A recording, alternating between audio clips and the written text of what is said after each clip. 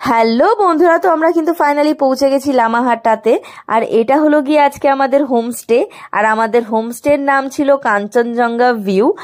আর সত্যি কথা বলতে না, মানে হোমস্টের নামের মতনই কিন্তু সত্যি ভিউটাও ছিল, কারণ আমাদের হোমস্টের পাশেই ছিল লামাহাট্টা ইকো পার্ক। তো আমরা ডিসাইড করলাম পাশেই আছে যখন এতটা জার্নি করে এসেছি, তো একটু ফ্রেশ হয়ে তারপরেই যাব ঘুরতে। ততক্ষণে তোমাদের রুমগুলো দেখাই চলো। এটা হলো গিয়ে আমাদের রুম। একটা ডাবল বেড ছিল, একটা সিঙ্গেল বেড ছিল। আর যেহেতু আমরা 6 জন ছিলাম তাই 2টো রুম দেওয়া হয়েছিল, এক একটা রুমে 3 জন করে।